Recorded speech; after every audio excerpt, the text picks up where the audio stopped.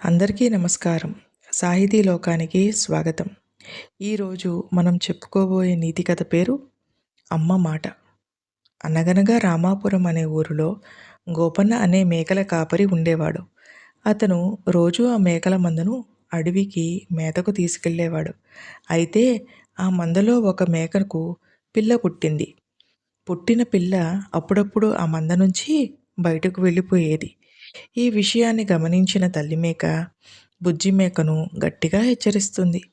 అడవిలో క్రూర మృగాలు ఉంటాయి. మంద నుంచి బయటకు పోవద్దు అని తల్లి మేక బుజ్జి మేకకు చెప్తుంది. తన తల్లి బుజ్జి మేకను కావాలనే కోప్పడుతోందని అనుకుంటుంది. తన సంతోషానికి అడ్డు చెప్తోందని తల్లి మేకపై బుజ్జి మేక కోపం పెంచుకుంటుంది.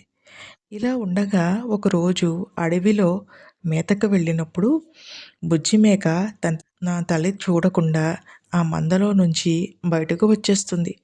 ఒంటరిగా తిరుగుతున్న పెద్ద పులికి కనిపించడంతో ఒక్కసారిగా పంజా విసిరి బుజ్జి మేక పిల్లను ఆరగించేసింది. ఈ కథలోని నీతి: పెద్దలు మాట విడిచిపెట్టరాదు. పెద్దవాళ్ళు ఏమి చెప్పినా అది పిల్లల మంచి కొరకే, వాళ్ళ సంతోషాన్ని అడ్డుకోవడానికి కాదు.